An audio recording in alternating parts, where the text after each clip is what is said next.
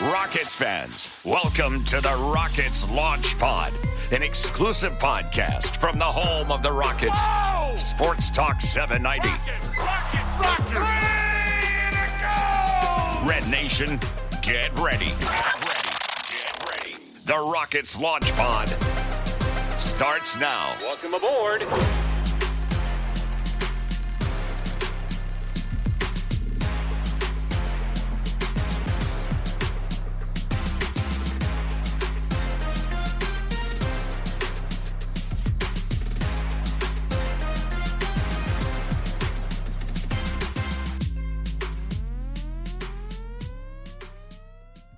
Merry Christmas, happy holidays, and thanks for checking out another new episode of the Rockets Launch Pod presented by ClutchFans and with support from Sports Talk 790, official flagship radio station of your Houston Rockets.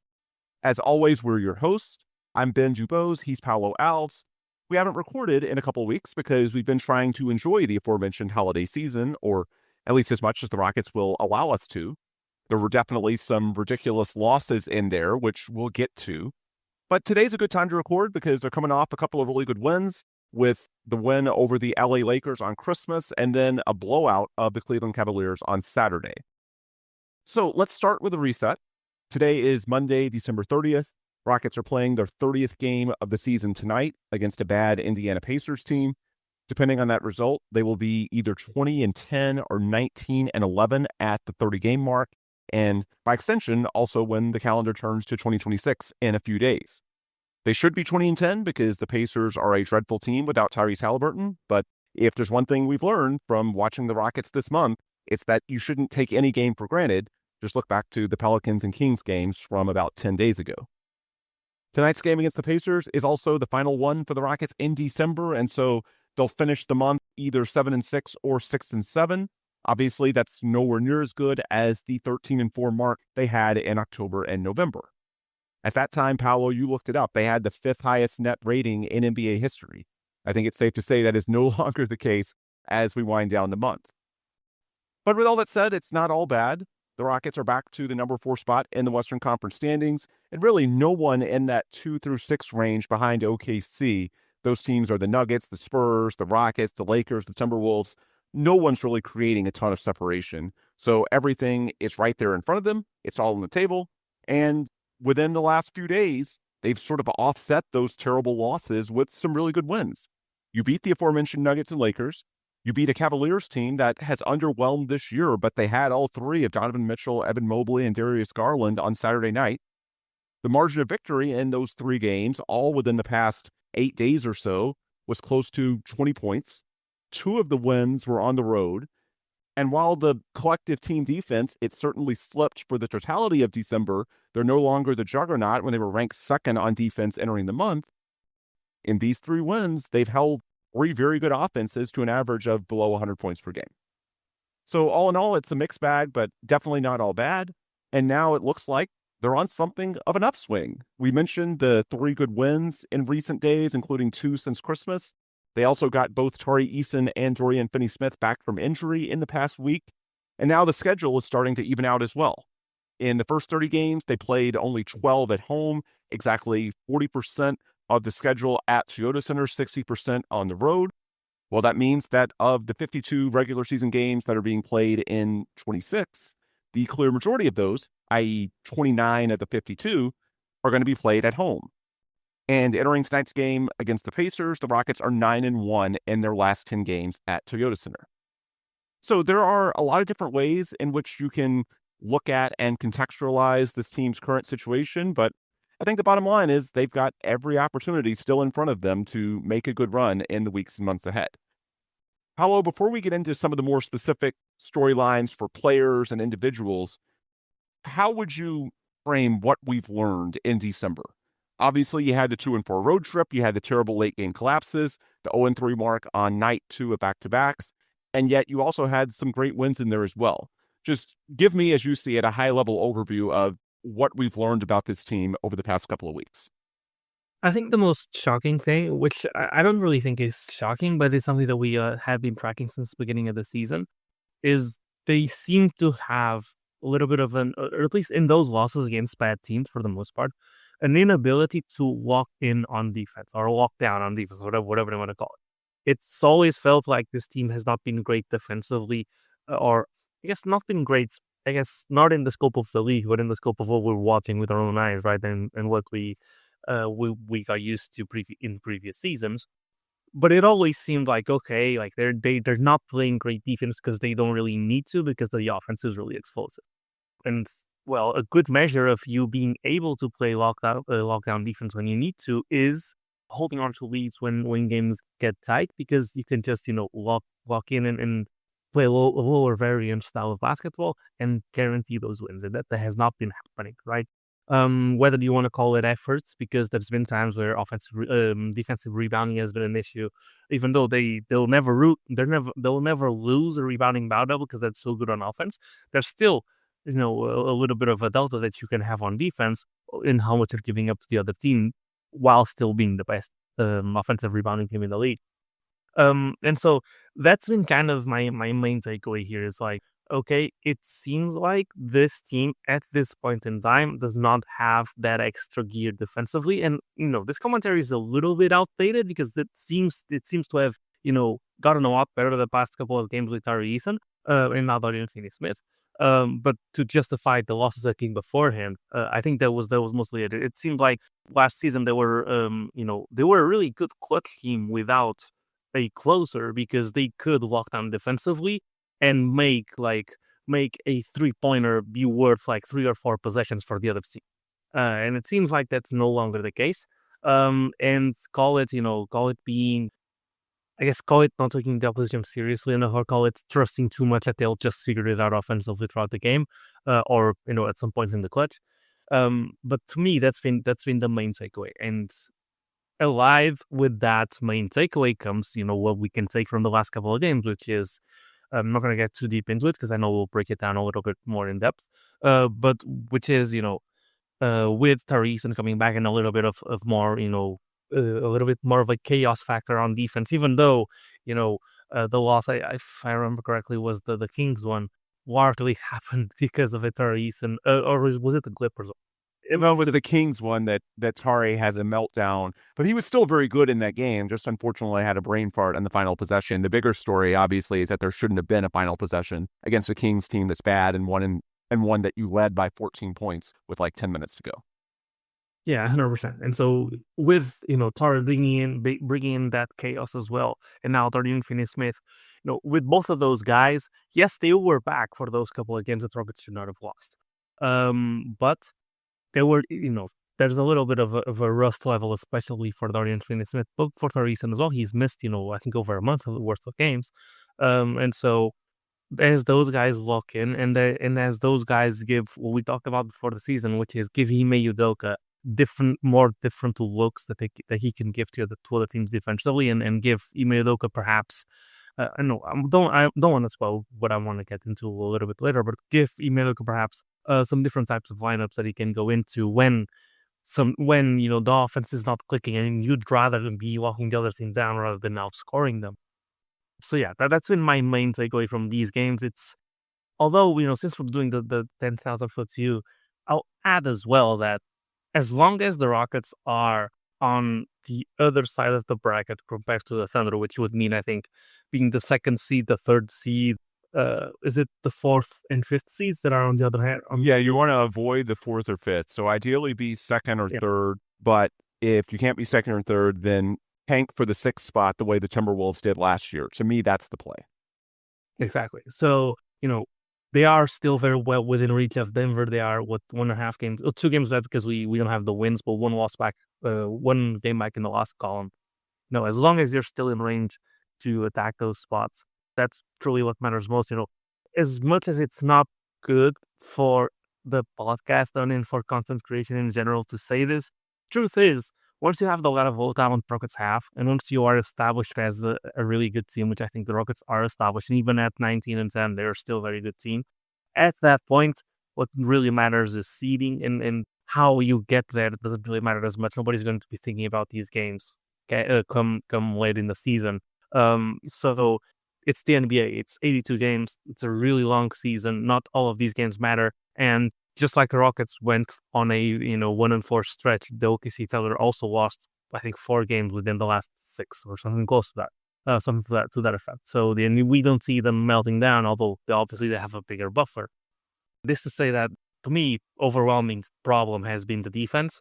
That seems to be figuring itself out. Let's hope that trend continues. And beyond that, it's just, you see people overreact, and people, start calling Amen Thompson trash, and people start, overreacting to every little thing that is possibly going wrong.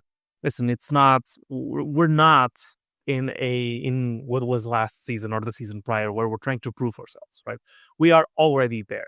And so there's no reason to, be too high or too low throughout the season, because none of these games basically are a real indictment on what this team is, on what this team will be, later on in the season.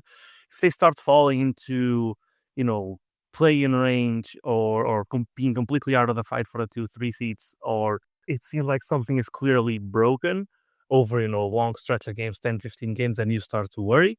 But not at this point.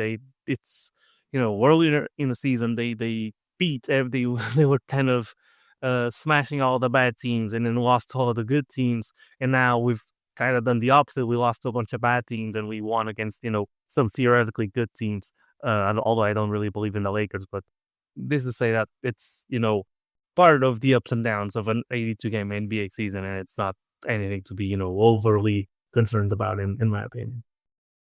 Yeah, and I'm much more willing to buy into that now than I was a week ago. The concern I had a week ago was that you had basically had 3 straight weeks of subpar play. And so there's going to be peaks and valleys. You're going to have nights where you just don't have the juice. The shots aren't going in. But they went through a fairly extended period with perhaps the second game in Denver, the one outlier, where we never saw the peak Rockets. And so it's easier to stomach the meltdowns, the inexplicable things against teams like New Orleans and Sacramento if they're offset by some really good wins. But if the team is just clearly getting worse month over month, that's where there could be some bigger picture concerns. Like, is there a reason they're regressing? Is there something in the mix that just isn't right? But now, just basic inconsistency, some good games, some bad games, and obviously there's going to be months where you have a long win streak and you stack wins. There's going to be other months where it's more up and down. I'm much more willing to accept your framing now that we've seen the start of what we hope is another upswing. And really, it could be sustained. Like, you look at the schedule ahead, the Pacers tonight, Brooklyn on New Year's Day, the Mavs, the Suns, the Trailblazers twice. You don't have another back-to-back until the 15th and 16th of January. So there's a real opportunity to make some headway over the next few weeks, assuming the Rockets take care of business in a way they did not in New Orleans and Sacramento. Hopefully they learned their lessons. But to your point on the seeding, I think that's spot on. We're starting to see a clear top 6 in the West between the Thunder, the Spurs, the Nuggets, the Rockets, the Lakers, and the Timberwolves. Beyond the top 6, the closest team in the standings is Phoenix, but I'm sorry, I do not take the Phoenix Suns seriously. They're playing above their heads. They're a nice story. I think they could reasonably make the play-in tournament, but no, I do not see the Suns being a 45-plus win team that challenges for a top 6 seed. No, they've been very lucky, friendly schedule. That's going to even out, and Jalen Green's still out for at least 2 or 3 more weeks. Nowhere near coming back from the hamstring injury, so turns out he will not play in Houston this year. The final Suns-Rockets game in Houston is next Monday. So the closest team in the standings to passing one of the top 6 is the Warriors, who lost Sunday in Toronto. That's their 16th loss of the season. So there's already 6 games of buffer between the Rockets and the Warriors, and Houston is already ahead in the season series as well because of that Reed Shepherd Classic before Thanksgiving. So a 6-game advantage going into calendar year 2026, that's pretty big. So I feel fairly safe in saying that barring major injuries, and no, I don't think Şengün's calf tightness is a big deal. What caused him to miss Saturday's game, and he's listed as questionable for tonight. I think that's the Rockets being conservative. If it was anything that was particularly alarming, yes, I know there's been an epidemic of calf issues, but with that in mind, I don't think the Rockets would let him play on Christmas night, given that designation. He was listed as questionable if they had any long-term concerns. Like, I think Alpe just needs a few days. I think he talked his way into Christmas because spotlight game against the Lakers, and he played fairly well in that game, at least with defense and rebounding, which has been a theme of the Rockets' struggles in December. By the way, when you talk to people inside the building, they will consistently tell you it's about the defense, it's about the rebounding. That's what they're focused on. It's not crunch time offense. It's not who's the point guard.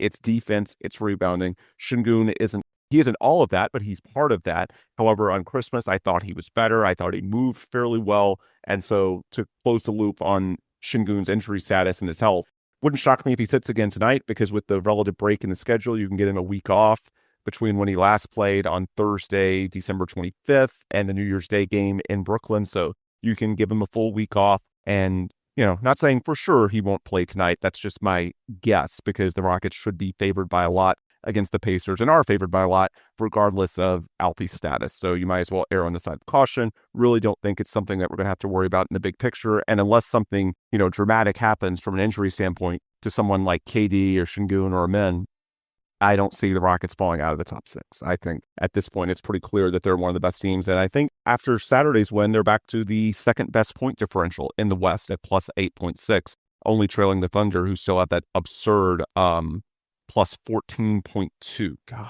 although they did lose 3 to the Spurs this month, which perhaps shows some vulnerability. Time will tell. Anyway, my biggest takeaway, I think the narrative, and you touched on this briefly, the early season narrative of this team was completely backwards. There was this talk after the first Denver game, the first in Denver this month, of when are the Rockets going to beat a really good team. And I just think so much of their record against so-called top teams was circumstantial. Like, we're talking coin flip games going back to the first week of the season against the Thunder, the Pistons, that first Nuggets game that was literally stolen from them by some of the worst officiating you'll ever see, consistently biased in one direction. All of these games were just coin flips, and at some point, it's going to turn. And it has started to turn in recent games. The bigger issue for this team that's led by a 37-year-old star and a defense that needs peak effort to be at its best is going to be consistency and finding ways, especially on night 2 of back-to-backs, to tap into that peak effort that they need to be at their best. And KD specifically, his season overall, we need to talk about it. His numbers are ridiculous now, Paulo.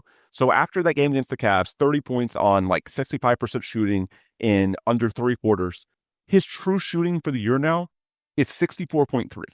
He's shooting 52% overall, above 44% on threes, 90% on free throws, just absolutely ridiculous in his age 37 season. And if you filter out the back-to-backs, where he's admittedly not been quite himself, and that's to be expected at 37, if you filter out the back-to-backs, his true shooting percentage is 66.1. Like, at volume, for someone scoring 25-plus points per game, that's in the tier of Jokic, SGA, Giannis in terms of scoring efficiency. Like, that's not just an all-star. That's a legit all-NBA, at least from an offensive standpoint, MVP-level candidate. He's still that guy, which is remarkable at 37 years old. And so if you have that type of top option and you combine that with a good head coach in Ime Udoka and a good defense, which we all know when healthy and when focused they can be, how are you not lethal against any team?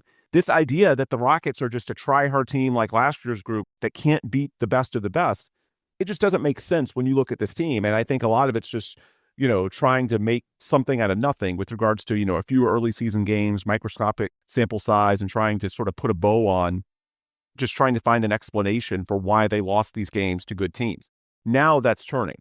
The concern is consistency and, is this team, given what it needs effort-wise on defense and given that it's led by a 37-year-old, are they going to be able to bring it every night over 82 games?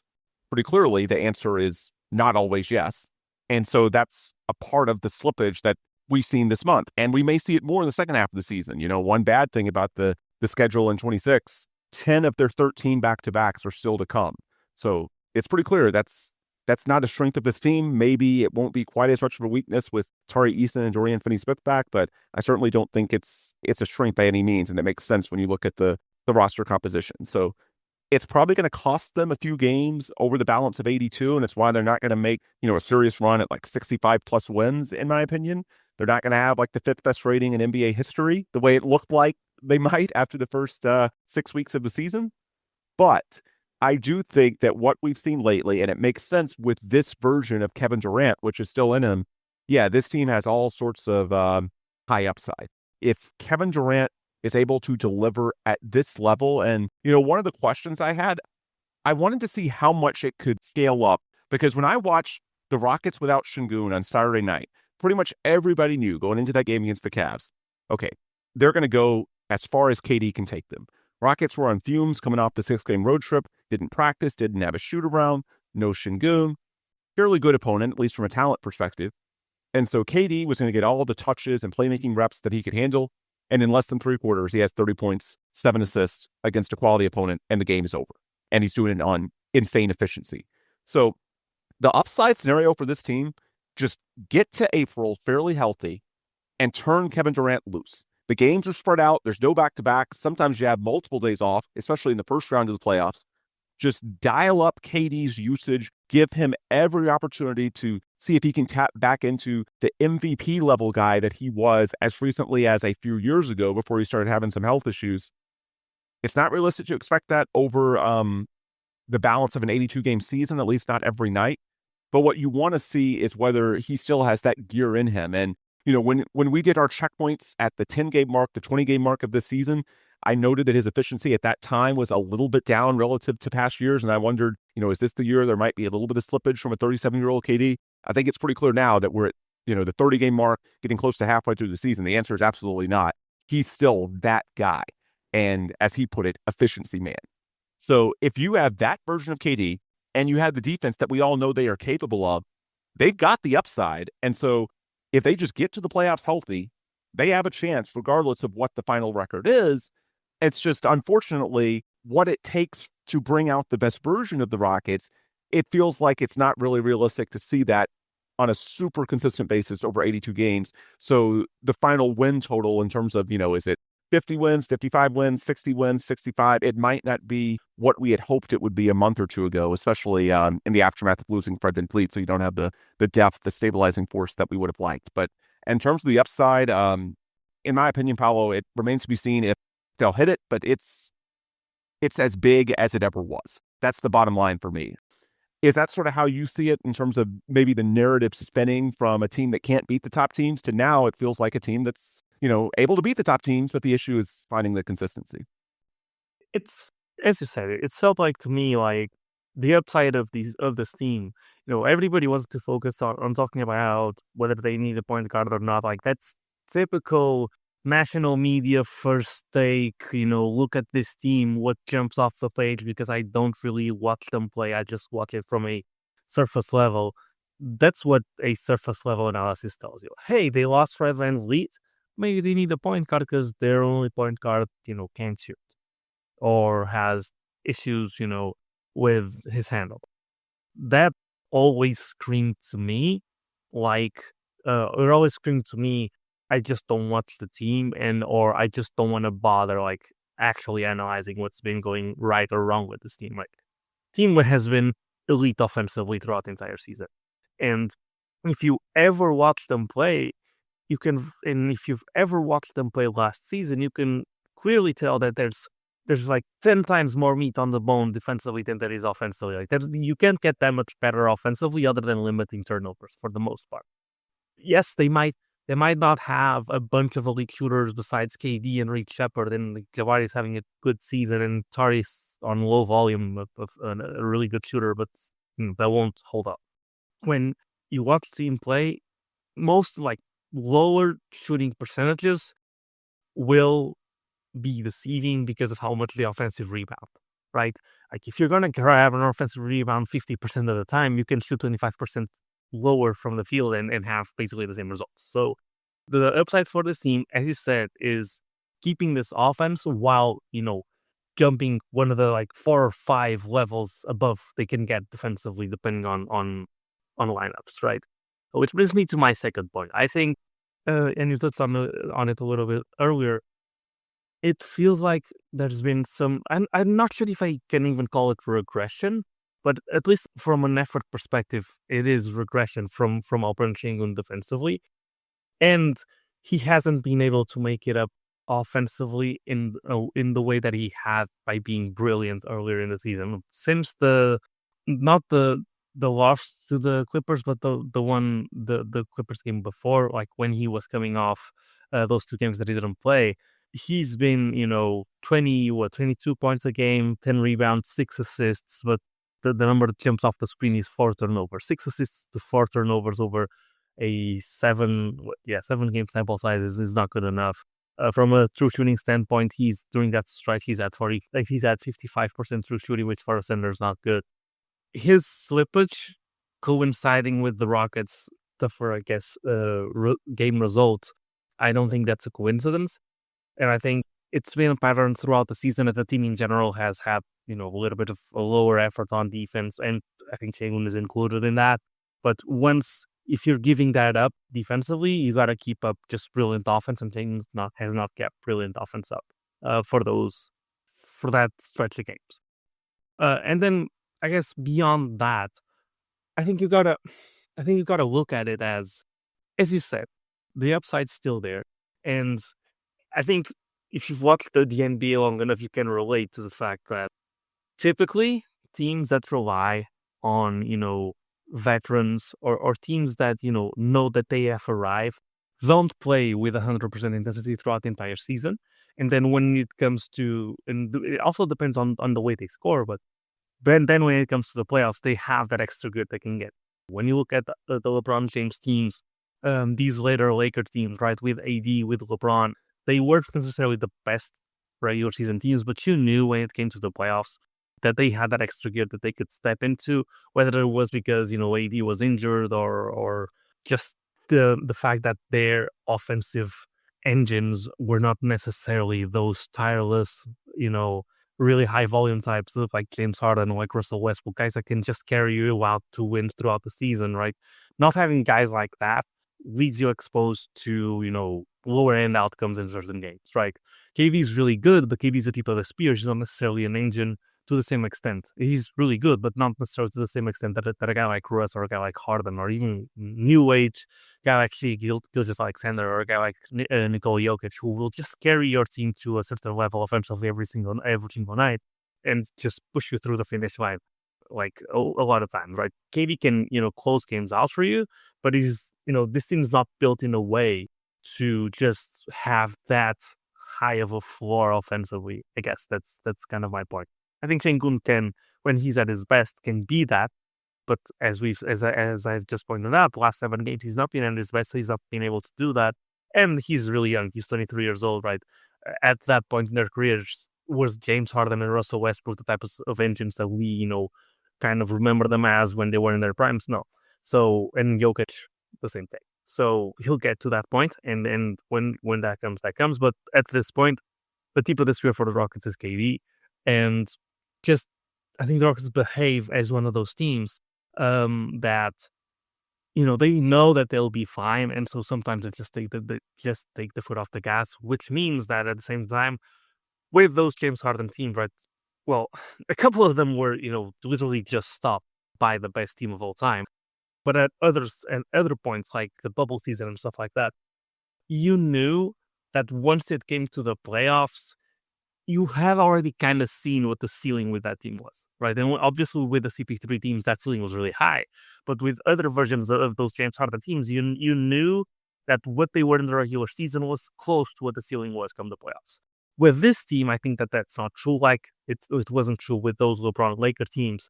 And some of those, Miami Heat, Jimmy Butler teams as well, where you knew that they weren't necessarily playing to 100% of their potential throughout the entire regular season or even close to it. So I do think when we get into the postseason, right, if guys are still healthy, when you said that's the priority, I think that there's multiple levels that this team can climb. And I think one of them was shown in these last couple of games, when Sengun did, or the last game where Sengun didn't play, and we saw them going to small ball lineups a bit more, right? And it seemed like, okay, now you're seeing this team play defense to a higher standard, and now you're seeing one of the weapons that we had talked about earlier in the season, when you have to Finney-Smith and Aman Thompson and Tari and Jabari Smith Jr. on the floor, And you can have KD into that, add KD into that lineup. But if you want to add KD and Reed Shepard into that lineup, now you got 3 elite defenders next to them, and it's a lot easier to play that lockdown level defense that we've been talking about, right? And that's the one thing that I was struggling to mention earlier is that got me really excited because that showed me a different look of this team that I knew was there, but we haven't had a chance to see yet, and that worked. And it feels like that's going to be key against certain matchups, especially come the postseason when you don't really want to get into these, high scoring. And I don't think that's the type of basketball that Ime wants to play in the postseason, where you get into these, high scoring, high ceiling, low floor types of games. Like against the Thunder, you might want to get into a game like that. Against most other teams, the Rockets are good enough to be able to beat them straight up in our increased variance. So those were my main thoughts going forward onto what the ceiling of this team is. What the ceiling can be offensively, but defensively, it's not just that the intensity hasn't been there. It's also that we haven't been using the tools that this team has because of injury thus far, and that's yet to be shown. Yeah, and I think the return of Dorian Finney-Smith is already paying dividends there. They've looked much better in his minutes. Last night, he was at plus 20 against the Cavaliers in only 16 minutes. So as you get into January, hopefully the 15 minutes per game cap that he's at now will progress closer to 20 and 25, and ideally by the playoffs, he'll be full go. Offensively, we've talked throughout this year about who the fifth starter should be in the absence of Fred VanVleet, and I think the change they made on Christmas, going to Tari Eason, that's really interesting. And Zach Lowe on his podcast with The Ringer made the case, and I think he's right, for why it's a bigger deal than what people around the league initially gave it credit for. Tari Eason is potentially a blend between Josh Okogie and Reed Shepard, not in playing style, but what he brings to the collective. We've made the case before for why you might want to start Reed Shepard to get one more shooter, to space the floor more for guys like Amen Thompson. But obviously the trade-off is the defense. And so if you have two guys out there with Reed and Şengün that get relentlessly hunted, does that lower your ceiling defensively, to your point on sort of balancing the two sides of the court? Well, when you start Tari Eason, he's not the ball handler or the creator that Reed is, but he is still a very good shooter who spaces the floor in a way that Josh Okogie simply does not.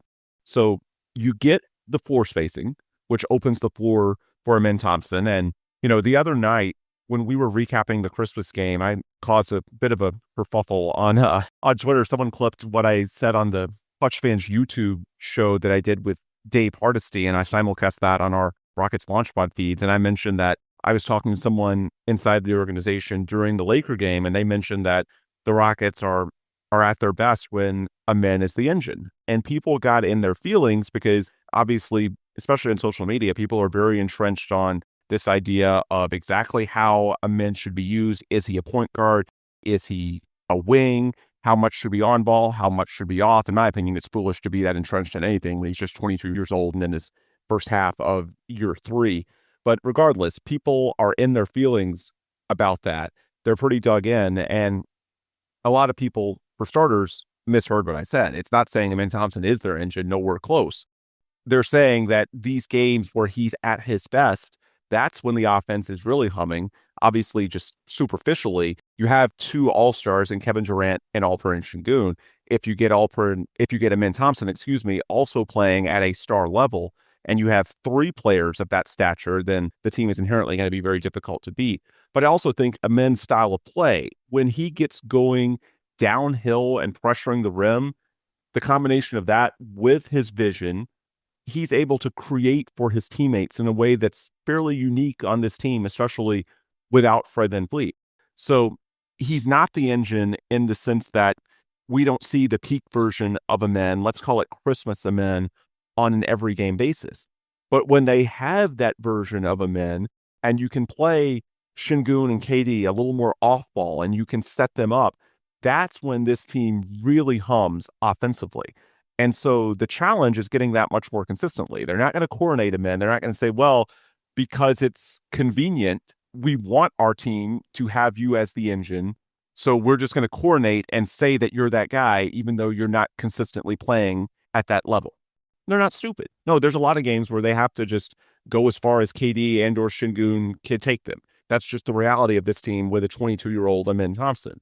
But if there are things you can change with your team to bring out the best version of Amen Thompson, you should consider it, because the best version of Amen Thompson is the best version of the Houston Rockets in most cases. And so I think the additional floor spacing from starting Tari Eason relative to Josh Okogie, the transition play, the Terror Twins dynamic, I think that helps get Amen going. We're only 2 games into the sample, so it's far too soon to say anything conclusively, but I'm going to be interested to see what happens with Tari, it feels like, for the foreseeable future in that 5th starter role, because his minutes cap is now up to 25. I suspect that'll increase to closer to 30 in the games ahead. So he's cleared. There's no back-to-backs for at least 2.5 weeks moving forward. So I want to see, does Amen Thompson take off now that you have Tari Eason as a starter? I think it's possible that he does. For obvious reasons, that would increase the ceiling of this team. And I just think, it's not set in stone. The Rockets have multiple starting options. There might be some games where they think the double big works. Steven Adams was brilliant against the Cavaliers. I don't think you should say Tari Eason is an entrenched starter just yet, but I'm intrigued to see what happens with this configuration, because I just feel like, Paulo, it sort of brings everything full circle that we've been talking about all season, trying to find the right balance between defense and offense, floor spacing and switchability. With Tari Eason, you get a lot of, not all, but you get a lot of the benefits of Reed Shepherd and a lot of the benefits of Josh Okogie. And so I see, first off, I want Tari, for the sake of Tari Eason, to have a good season, to go out and prove he's worthy of the contract that he wants, and so on and so forth. But beyond that, for the team overall, I just think Tari Eason is one of their 5 best players. I think he's well balanced. And so I'm really excited to see what happens here. I think starting Tari, it's the right time if his leg is capable of handling the minutes increase. And I just think he's probably the most balanced option of the 4 you could look at for that role. And if you have a more balanced starting lineup, to me, that's the key to getting the best versions of the other 4 players alongside them. So what are your thoughts on the Tari starting experiment, and what have you thought from, I guess, the first couple of games of early returns? I think it's probably the right call. There's a couple of things one thing that I didn't like was the reply Tari gave in the kind of the post game interview on playing finally or something like that. Like, that scares me a bit. Like, you're let's not forget, like, starter or not, you're a role player, right? And you're playing for the team. I don't like that kind of attitude. So I'll leave that there. Like, I don't want him starting to ever come off as the Rockets appeasing him, because that sets a dangerous precedent. But then beyond that, just strictly on the court, I do think that I agree with what you said. Like, Tari gives you better ball handling than Okogie. He gives you better shooting than Okogie to this point, and he gives you more versatile. He probably gives you, although Okogie has been good, but he gives you better offensive rebounding as well. He gives you better transition play, gives you more turnovers, also gives you a little bit more of boneheaded decisions, but it hasn't been too apparent up to this point. So yes, I do agree. But touching on, I want to transition that into a little bit of the Amen Thompson conversation. Like, I actually think that, the definition of a good Amen Thompson game for different people is different things. Because Amen Thompson can put up 20 because he's driving to the rim and there's more spacing. And Amen Thompson can put up 20 because Şengün threw him 6 lobs and that's half of his points. Or 5 lobs and that's half of his points. And he has gotten to 20 that way as well. So he's able, he's a really smart cutter. He's really athletic. He can play both as the roll man on a traditional big spot. He can cut from the wing. He can take advantage of attacking closeouts. Although that's not been the case. He's not been that great or that perspective of a shooter. But he has that IQ or that basketball savvy to be in the right places and to cut at the right times in a way Jalen Green was not able to last year. And this is our straight Jalen. This is gonna make sense in a little.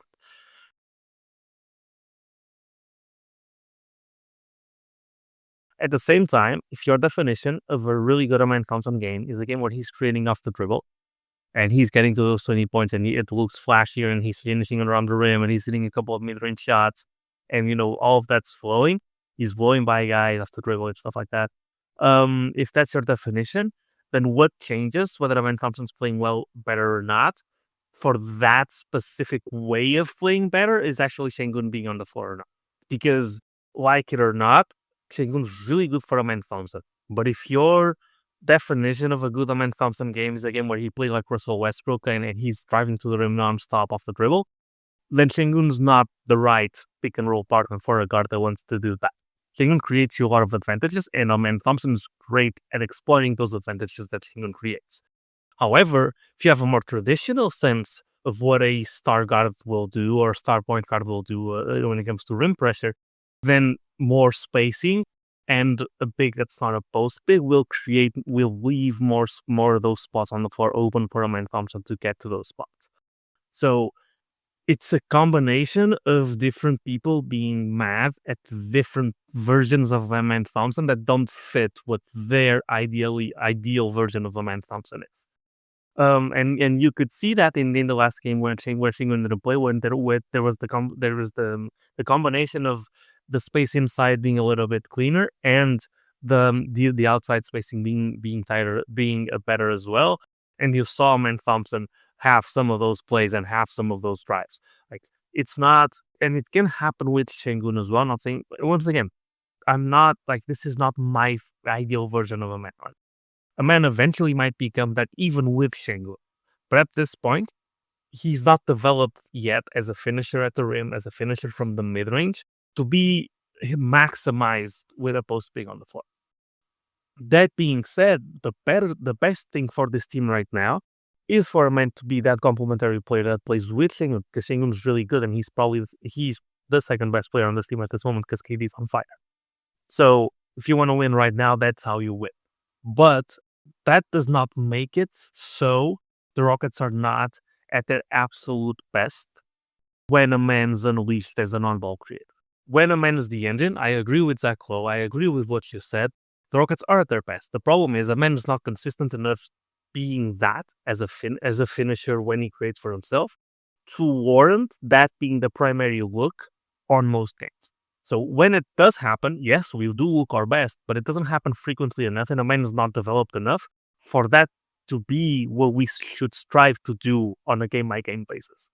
Because playing Şengün as the engine and KD as the engine right now is better than that, or is much consistent than that, even though when you can get that version of a man, that is the best version of the Rockets as well. I don't know if I made that clear enough. Just breaking it down to single sentences.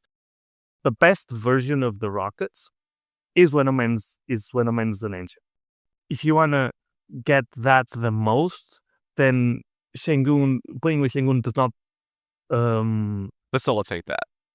Facilitate that to the on every game. To the best on an every game basis. Because of that, the recipe for success should not be to tailor the team to a man being the engine, because he's not consistent enough at that. The best way to get the best out of this team is to play around Şengün and have a man be that savvy cutter that he already is. And this is why I connected it to Jalen Green earlier on, because this was a problem for Jalen as well. The problem with doing it for Jalen was that Jalen, when he wasn't that engine, was not proficient enough as a cutter, as a lob threat in the ways that a man is and in the ways that a man can play. That's why it didn't work for Jalen. For a man it does, with Şengün as a hub, you're not going to get, offensive engine Aman Thompson, but you're going to get kind of a more all-star type version of Aman Thompson from man, which is still a really good player when the defense is that as well. So I hope this doesn't get misconstrued in some clip, because this is not a dig at Şengün, it's not a dig at Aman Thompson, it's not a dig at KD, it's not a dig at Tari Eason. It's just the pieces we have right now. Like, you can get 100% impact Aman Thompson as an offensive hub, and that will be the ideal version of Aman Thompson to some people. But in order to get that, you perhaps have to get a little bit less from Şengün, or a little bit less time with Şengün. However, you can get 90% of that impact from Amen Thompson with his smarts and his defense and his being at the right place at the right time, finishing plays with Shingun as the hub. You're going to get 90% of the production, and you're going to combine with that the fact that you're getting a full-on all-star, and to me, an all-NBA player this year in Shingun, playing to the best of his ability as well.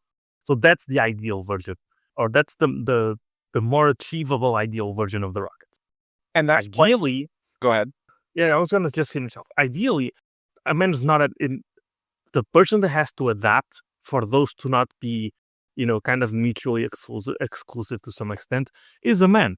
Because when Amen gets better at being a ball handler and gets crisper with decisions and has a tighter handle and is better at getting to the mid-range and because he's getting those shots a lot, and that opens up space for him to be a better finisher at the rim later on. Like, as Amen develops, he'll fit even better with Sengun, and that this won't be Sengun won't make him any less of a threat than he can be, as he does now a little bit, because Amen's not developed enough to take advantage of the advantages Sengun creates when he's on the ball.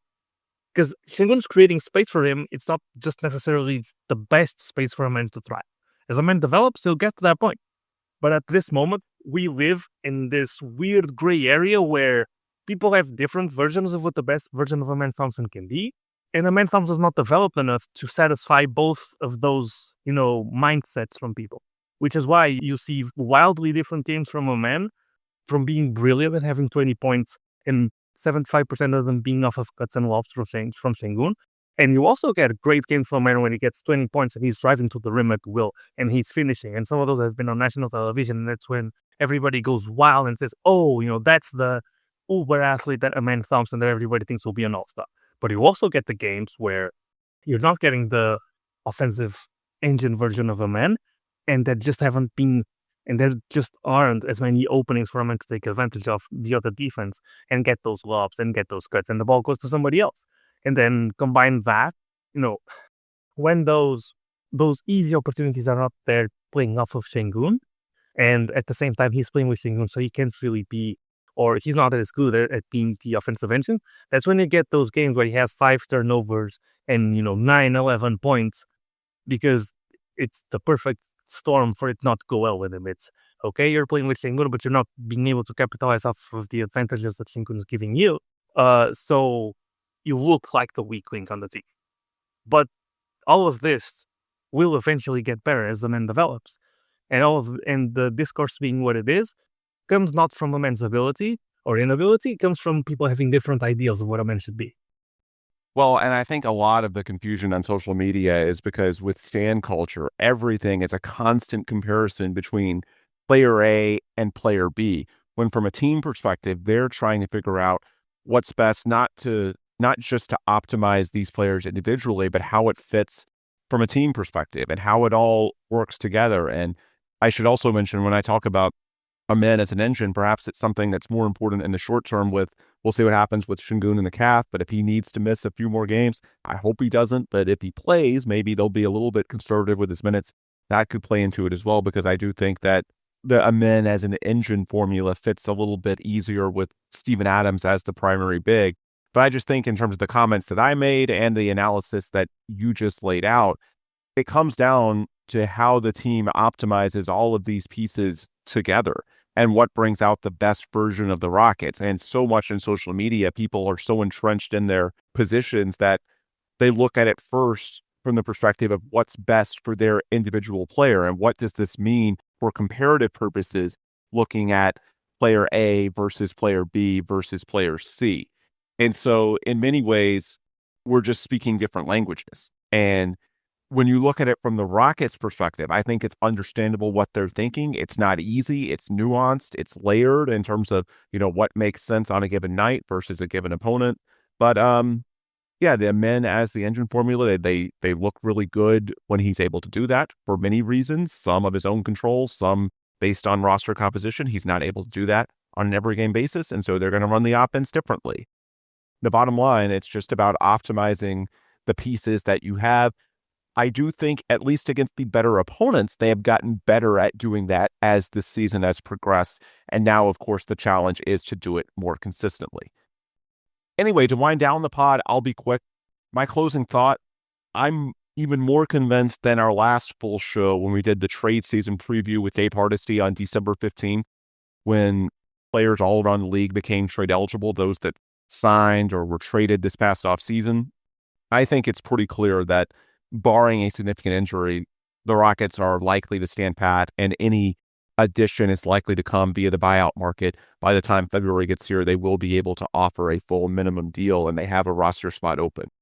I just think now that Tari, Eason, and Dorian Finney-Smith are both back, who are you going to upgrade? Who do you look at in this 9-man rotation? You can even extend it to 10 or 11 and look at guys like Clint Capella, Aaron Holiday, Josh Okogie. Who exactly are you looking to upgrade? The uncertainty was always, when are Tari, Eason, and Dorian Finney-Smith going to make it back? What are they going to look like when they do? Well, now that uncertainty has been resolved, and Reed Shepherd continues to play at a high level, 18 points, 8 assists, plus 25 on Saturday, 40% on threes. He has one of the best plus minuses on the team still. Who are you looking to upgrade? I just think it's very clear that unless there's like some megastar that comes available at the right price, and I can't imagine who that would be, and somehow it just checks every box and it's too good for the Rockets not to consider.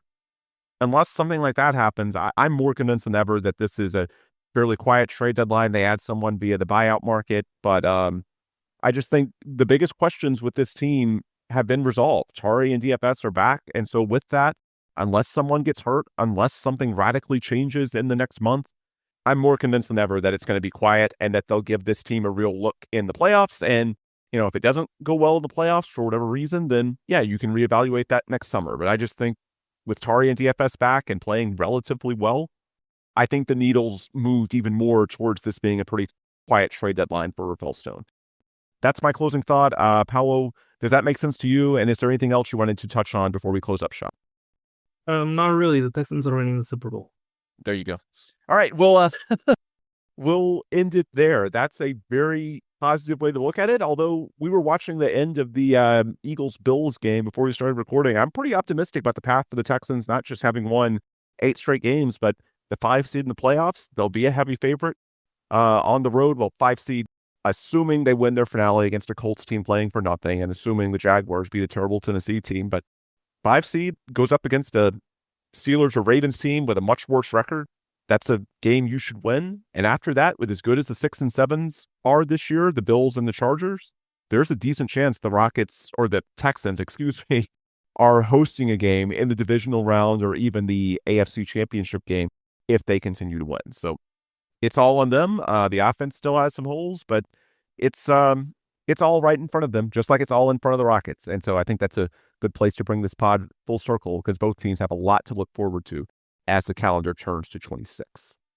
All right, with that, we'll bring tonight's episode to a close. If you want more insights before our next full show, which not sure what day it will be, either later this week or early next week, but we'll do something New Year's resolutions themed, because obviously January 1st is Thursday. So we'll talk about what we're hoping to see from the Rockets in the new year. But until that next show, best place to get a hold of me and Paulo is on social media. My handle is at DuBose. Paulo's is at Paulo Alves NBA. And then if you hit up LaunchPod790, that's the Twitter handle for this show. You hit up the link tree in the bio. That's got links to everything you could possibly need to get more information, to support our friends, sponsors, and partners, Sports Select 790, USA Today's Rockets Wire, ClutchFans. It's got the link to the ClutchFans YouTube page, where I'm doing post-game shows after most games with Dave Hardesty. So anything that you might want to hear more from us, help support the show, just go to that link tree at LaunchPod790 on Twitter, and you can find everything you need there. All right, with those plugs complete, we will adjourn for today. For Paulo Alves, I'm Ben DuBose. As always, appreciate you all so much for listening, and please come back soon for more new episodes of the Rockets Launch Pod.